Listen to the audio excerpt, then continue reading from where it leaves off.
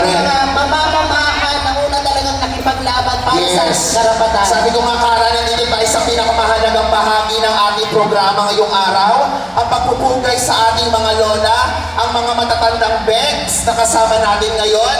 Binibigyan natin sila ng pagpapahalaga dahil kung wala ang mga tapang nila noon, wala ang kalayaan natin ngayon.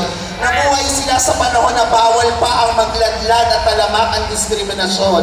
Nagtiis sila, nagtrabaho at lumaban sa sarili nilang mga paraan para lang ihanda ang daan natin ngayong hinaharap. Ang layunin ng tribute na ito ay magpasalamat at iparamdam sa kanila na hindi sila nakalimutan ng kasaysayan. Ang malayang pagrampa natin ngayon sa ilalim ng bahaghari ay utang natin sa kanilang mga sakripisyo. Mga lola, kayo ang unang reyna at tunay na bayani ng ating komunidad. Santa Rosa, palakpakan po natin ang pagpupugay natin sa ating mga lola ng Santa Rosa. Na-stress ako. Parang feeling ko ako nagkulang.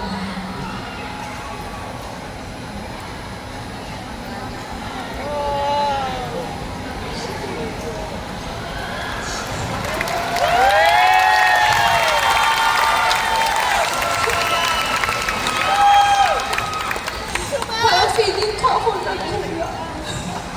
Ano gagawin ko sa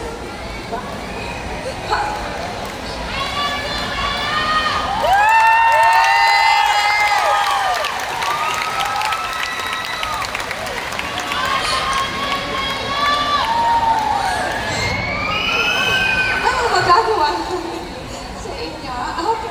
I cannot, yung living conditions nila.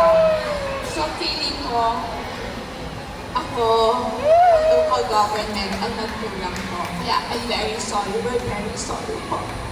So what do we do?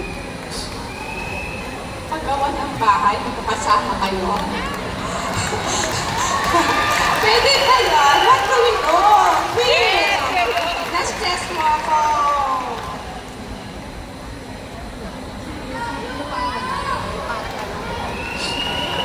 Home for the gays. You don't have families, no? Oo. Kasi meron naman tayo sa mga bata. Sa senior kasi kinukuha ng mga ng pamilya. Lahat, yung iba may pamilya dito. Wala lahat? Oh my God. Kung ano-anong pinaghagastos na. Glamorosa, nagagpay sa akin.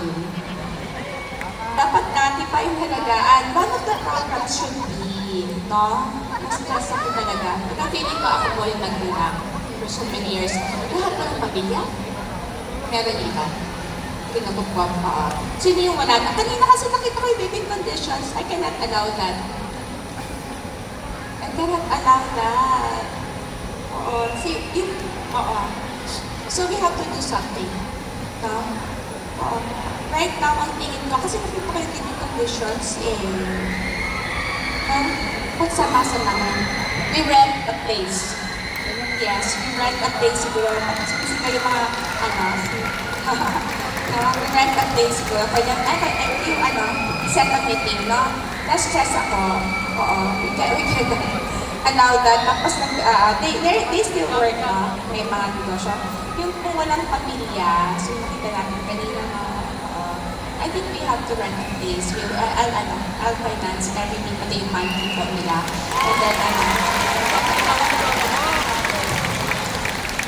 may ganun sa atin. We're very, diba?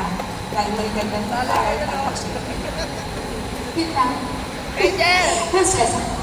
Okay. Ganun na lang po. Ganun na lang gawin natin, no? Oo. We rent a place. Okay lang sa inyo. Magkakasama. Parang pinashare na parang home for the days natin. Wala ka na mapuntahan po. Okay? Alright. Oo. Yung financing, personally muna po. Tapos, natin, ha? Stress naman ako sa inyo. Pinasama to. Okay. Parang ako yung ako yung may mali. Okay. Okay. Yun na lang pag-usapan natin, ha? Kung paano gagawin. And we will, tulungan natin sila. But for initially, I don't like them living there. Okay? Ay, pakiayos lang. Okay? may assistance initially, no? Pero more than the assistance kasi, pang ano lang to di ba? Oo, dapat a permanent, longer plan for them. Okay? Okay po. Siyempre sa pagkakataong ito, pakinggan po natin ang ating lola. Baka meron po siyang mensahe in behalf po ng mga lola kasama natin ngayon. Salamat. Tapos puso ko ako nagpapasalamat kay Arlen Garcias, kay Vice Mayor Arnold Garcias, kay Congressman Roy Gonzales, at sa bumubuo ng Lumusora, Santa Rosa, Laguna. Maraming salamat.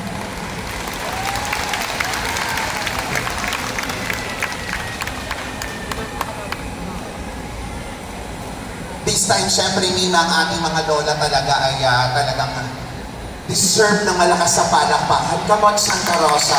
Grabe, isa ito sa mga memorable na Pride March natin dito sa Glamorosa, di ba? Dahil halos for sure, aminin natin, hindi na mga ko, lahat tayo halos talagang napatulo ang luha natin sa pagkita natin na rumarap ang ating mga lola. Kaya naman, this time, hindi lang natin sila bibigyan ng pagpupugay dahil bibigyan din natin sila ng certificate of recognition ang ating mga lola.